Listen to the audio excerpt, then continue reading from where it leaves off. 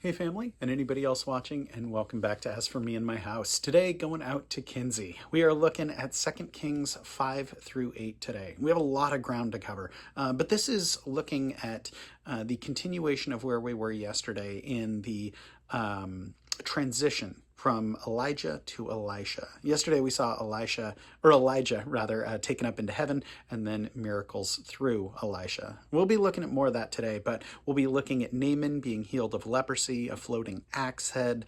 We'll see blinded Arameans. We'll look at a siege being lifted, famine, restoration of land, the murder of Ben Hadad, and then 2 kings as well. So we'll look at Jehoram again in the account of 2 Kings, and then Ahaziah as well.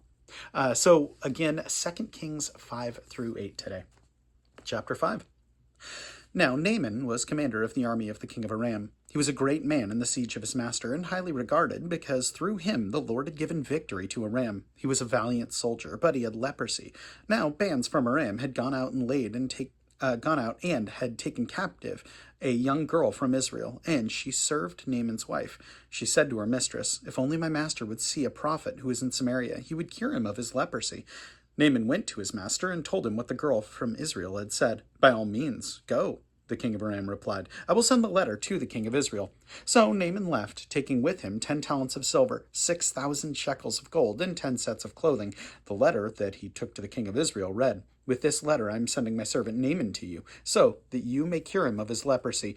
As soon as the king of Israel read the letter, he tore his robes and said, "Am I God? Can I kill and bring back to life? Why does this fellow send someone to me to be cured of leprosy? See how he is trying to pick a quarrel with me." When Elisha, the man of God, heard that the king of Israel had torn his robes, he sent him this message: "Why have you torn your robes? Have the man come to me, and he will know that there is a prophet in Israel." So Naaman went with his horses and chariots and stopped at the door of Elisha's house.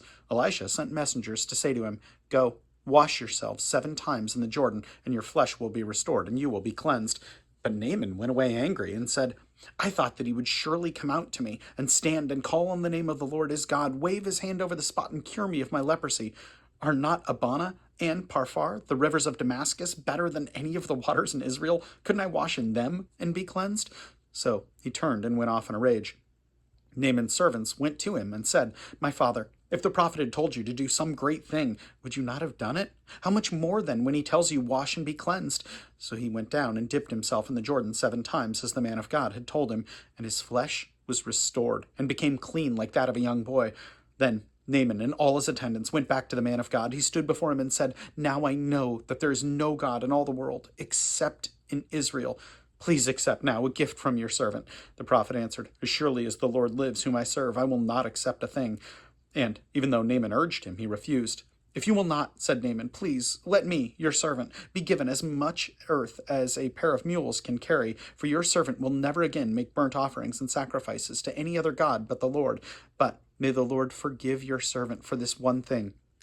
When my master enters the temple of Rimmon to bow down, and he is leaning on my arm, and I bow there also, when I bow down in the temple of Rimmon, may the Lord forgive your servant for this." "Go in peace," Elisha said. After Naaman had traveled some distance, Gehazi, the servant of Elisha, the man of God, said to himself, "My master was too easy on Naaman, this Aramean, by not accepting from him what he brought. As surely as the Lord lives, I will run after him and get something from him." So Gehazi hurried after Naaman. When Naaman saw him running behind him, he got down from the chariot to meet him. "Is everything all right?" he asked. "Everything is all right," Gehazi answered. "My master sent me to say two men from the company of the prophets have just come to me from the hill country of Ephraim. Please give them a talent of silver and 2 sets of clothing." "By all means, take 2 talents," said Naaman. He urged Gehazi to accept them, and then tied up 2 talents of silver in 2 bags with 2 sets of clothing. He gave them to his servants, and they carried them ahead of Gehazi. When Gehazi came to the hill, he took the things from the servants and put them away in the house. He sent the men away, and they left. Then he went in and stood before his master Elisha. "Where have you been, Gehazi?" Elisha asked. "Your servant didn't go anywhere," Gehazi answered. But Elisha said to him, "Was not my spirit with you when the man got down from his chariot to meet you? Is this the time to take money or to accept clothes, olive groves, vineyards, flocks, herds, or men servants and maid servants? Naaman's leprosy will cling to you and to your descendants forever." Then Gehazi went from Elisha's presence, and he was leprous, as white as snow. Chapter 6. The company of the prophets said to Elisha, "Look, the place where we will meet with you is too small for us. Let us go to the Jordan, where each of us can get a pole, and let us build a place there for us to live." And he said, "Go." Then one of them said, "Won't you please come with your servants?" "I will," Elisha replied, and he went with them. They went to the Jordan and began to cut down trees. As one of them was cutting down a tree, the iron axe head fell into the water. "Oh, my lord," he cried out, "it was borrowed." The man of God asked, "Where did it fall?" When he showed him the place, Elisha cut a stick and threw it there and made the iron float. "Lift it out," he said, and the man reached out his hand and took it. Now the king of Aram was at war with Israel. After conferring with his officers, he said, "I will set up my camp in such and such a place."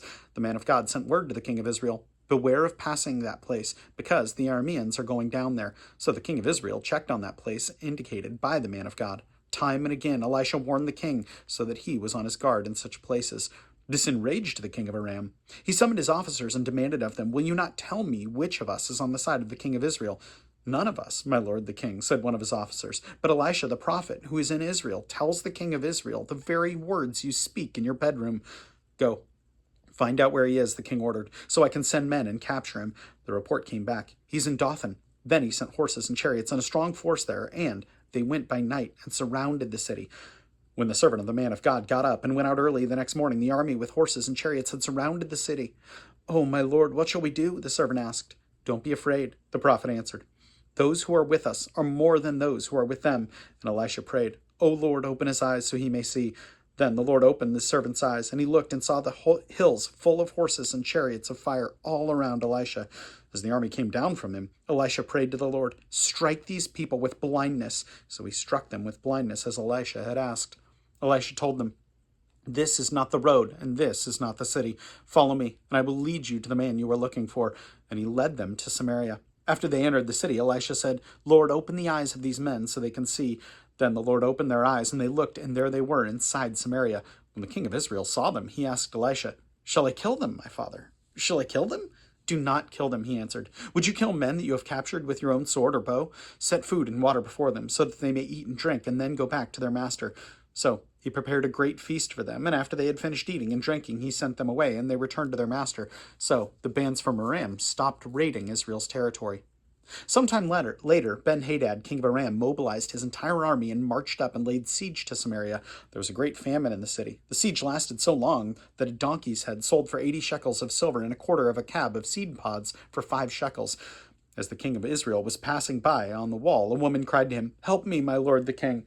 The king replied, "If the Lord does not help you, where can I get help for you? From the threshing floor? From the winepress?" Then he asked her, "What's the matter?" She answered, "This woman said to me, 'Give up your son so that we may eat him today, and tomorrow we'll eat my son.' So we cooked my son and ate him. The next day I said to her, 'Give up your son so that we may eat him.' But she had hidden him." When the king heard the woman's words, he tore his robes, and as he went along the wall, the people looked, and there underneath he had sackcloth on his body. He said, "May God deal with me, be it ever so severely, if the head of Elisha, son of Shaphat, remains on his shoulders today." Now Elisha was sitting in his house, and the elders were sitting with him, and the king sent a messenger ahead. But before he arrived, Elisha said to the elders, "Don't you see how this murderer is sending someone to cut off my head? Look, when the messenger comes, shut the door and hold it against him. Is not the sound of his master's footsteps behind him?" While he was still talking to them, the messenger came down to him, and the king said, "This disaster is from the Lord. Why should I wait for the Lord any longer?" Chapter 7. Elisha said, "Hear the word of the Lord. This is what the Lord says. About this time tomorrow, a seah of flour will sell for a shekel, and 2 seahs of barley for a shekel at the gate of Samaria." The officer, on whose arm the king was leaning, said to the man of God, "Look, even if the Lord should open the floodgates of the heaven, could this happen?" "You will see it with your own eyes," answered Elisha, "but you will not eat any of it." Now there were 4 men with leprosy at the entrance of the city gate, and they said to each other, "Why stay here until we die? If we say we'll go into the city, the famine is there, and we will die. If we stay here, we will die. So let's go over to the camp of the Arameans and surrender. If they spare us, we live. If they kill us, then we will die." At dusk they got up and went to the camp of the Arameans. When they reached the edge of the camp, not a man was there. For the Lord had caused the Arameans to hear the sound of chariots and horses and a great army, so that they said to one another, "Look, the king of Israel has hired the Hittite and Egyptian kings to attack us." So they got up and fled in the dusk and abandoned their tents and their horses and donkeys, and they left camp and as it was and ran for their lives. The men who had leprosy reached the edge of the camp, and they entered one of the tents. They ate and drank and carried away silver, gold, clothes, and went off and hid them. They returned and entered another tent and took some things from it and hid them also. Then they said to each other, "We're not doing what is right. This is a day of good news, and we are keeping it to ourselves. If we wait until daylight, punishment will overtake us. Let us go at once and report this to the royal palace." So they went and called out at the city gatekeepers and told them, "We went to the Aramean camp, and not a man was there, not a sound of anyone, only tethered horses and donkeys, and the tents left just as they were." The gatekeepers shouted the news, and it was reported within the palace. The king got up in the night and said to his officers, "I will tell you what the Arameans have done to us. They know we are starving, so they have left the camp to hide in the countryside, thinking we will surely come out. They will surely come out, and then we will take them alive and get into the city." One of his officers answered, "Have some men take 5 of the horses that are left in the city. Their plight will be like that of all the Israelites left here. Yes, they will only be like all these Israelites who are doomed. So let us send them to find out what has happened." So they selected 2 chariots with their horses, and the king sent out after them, after the Aramean army. He commanded the officers, "Go and find out what has happened." They followed them as far as the Jordan, and they found out the whole road strewn with clothing and equipment along the Arameans had thrown away in their headlong flight. So the messengers returned and reported it to the king. Then the people went out and plundered the camp of the Arameans. So a seah of flour sold for a shekel, and 2 seahs of barley sold for a shekel, as the Lord had said. Now the king had put the officer on whose arm he leaned in charge of the gate, and the people trampled him in the gateway, and he died, just as the man of God had foretold when the king came down to his house. It happened as the man of God had said to the king, "About this time tomorrow a seah of flour will sell for a shekel, and 2 seahs of barley for a shekel at the gate of Samaria." The officer had said to the man of God, "Look, even if the Lord should open the floodgates of the heavens, could this happen?" The man of God had replied, "You will see it with your own eyes, but you will not eat any of it." And that is exactly what happened to him, for the people trampled him in the gateway, and he died. Chapter 8. Now, Elisha had said to the woman whose son he had restored to life, "Go away with your family and stay for a while wherever you can, because the Lord has decreed a famine in the land that will last 7 years. The woman proceeded to do as the man of God had said. She and her family went away and stayed in the land of the Philistines 7 years. At the end of 7 years, she came back from the land of the Philistines and went to the king to beg for her house and land. The king was talking to Gehazi, the servant of the man of God, and he said, "Tell me about all the great things Elisha has done." Just as Gehazi was telling the king how Elisha had restored the dead to life, the woman whose son Elisha had brought back to life came to beg the king for her house and land. Gehazi said, "This is the woman, my lord, the king. This is her son, whom Elisha has restored to life." The king asked the woman about it, and she told him. Then he assigned an official to her case and said to him, "Give back everything that belonged to her, including all the income from her land from the day she left the country until now." Elisha went to Damascus, and Ben Hadad, the king of Aram, was ill. When the king was told the man of God has come all the way up here, he said to Hazael, "Take a gift with you, and go to meet the man of God. Consult the Lord through him, and ask, 'Will I recover from this illness?'" Hazael went to meet Elisha, taking with him a gift of 40 camel loads of all the finest wares of Damascus. He went in and stood before him and said, "Your son Ben Hadad, king of Aram, has sent me to ask, 'Will I recover from this illness?'" Elisha answered, "Go and say to him, 'You will certainly recover.' But the Lord has revealed to me that he will in fact die." He stared at him with a fixed gaze until Hazael felt ashamed. The man of God began to weep. "Why is my Lord weeping?" asked Hazael. "Because I know the harm you will do to the Israelites," he answered. "You will set fire to their fortified cities, kill their young men with the sword, dash their little children to the ground, and rip open their pregnant women." Hazael said, "How could your servant, a mere dog, accomplish such a feat?" "The Lord has shown me that you will become king of Aram," answered Elisha. Then Hazael left Elisha and returned to his master. When Ben Hadad asked, "What did Elisha say to you?" Hazael replied, "He told me that you would certainly recover." But the next day he took a thick cloth, soaked it in water, and spread it over the king's face, so that he died. Then Hazael succeeded him as king. In the 5th year of Joram, son of Ahab, king of Israel, when Jehoshaphat was king of Judah, Jehoram, son of Jehoshaphat, began his reign as king of Judah. He was 32 years old when he became king, and he reigned in Jerusalem 8 years. He walked in the ways of the kings of Israel as the house of Ahab had done, for he had married a daughter of Ahab. He did evil in the eyes of the Lord. Nevertheless, for the sake of his servant David, the Lord was not willing to destroy Judah. He had promised to maintain a lamp for David and his descendants forever. In the time of Jehoram, Edom rebelled against Judah and set up its own king. So Jehoram went to Zair with his chariots. The Edomites surrounded him and his chariot commanders, but he rose up and broke through by night. His army, however, fled back home. To this day, Edom has been in rebellion against Judah. Libnah revolted at the same time. As for the other events of Jehoram's reign, all he did, are they not written in the book of the annals of the kings of Judah? Jehoram rested with his fathers and was buried with them in the city of David, and Ahaziah his son succeeded him as king. In the 12th year of Joram, son of Ahab, king of Israel, Ahaziah, son of Jehoram, king of Judah, began to reign. Ahaziah was 22 years old when he became king, and he reigned in Jerusalem 1 year. His mother's name was Athaliah, a granddaughter of Omri, king of Israel. He walked in the ways of the house of Ahab, and did evil in the eyes of the Lord, as the house of Ahab had done, for he was related by marriage to Ahab's family. Ahaziah went with Joram, son of Ahab, to war against Hazael, king of Aram, at Ramoth Gilead. The Arameans wounded Joram, so King Joram returned to Jezreel to recover from the wounds the Arameans had inflicted on him at Ramoth in this battle with Hazael, king of Aram. Then Ahaziah, son of Jehoram, king of Judah, went down to Jezreel to see Joram, son of Ahab, because he had been wounded. I think there's a story in here that I gloss over. There's so much going on in here and all around this time with Elisha that I look over chapter 6, 1 through 7. It's just that really quick passage about the floating axe head, but I think it's so important and it's massive. It's such a small thing, right? They are chopping down trees and you can almost see it happening, right? They're there, and what is it? Is it a lake or a river? It just says fell into the water. So they're presumably by a lake or by a river or something, and they're chopping down trees, and you can almost see it happen. On the backswing, there goes the axe head flying and falls in the water. And people see that, and it says in verse 5, as one of them was cutting down the tree, the iron axe head fell into the water. Oh, my Lord, he cried out. It was borrowed. So then he starts to panic. What we see in verse 6 is really interesting, and it's something that I really hope you pause at, Kinsey. Verse 6 says, the man of God replied, where did it fall? He showed him the place. Elisha cut a stick and threw it there and made the iron float. And I think there's maybe two questions there. Maybe a why and a how. At least that's what I see when I read it. Why did Elisha throw in a stick? And how does the axe head float? And I don't know the answer to either of those questions. And I think that's good. I mean, I think that reveals right there some of the nature of God.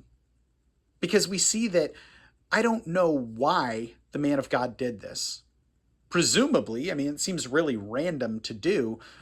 So presumably he did that out the obedience of God, or he knew that God would act through it. So I don't know exactly the why, but I definitely don't know the how.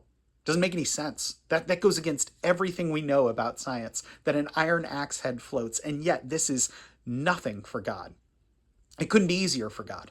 God created science. God created the water. He created the iron. He gave man the ability to even think of creating an axe.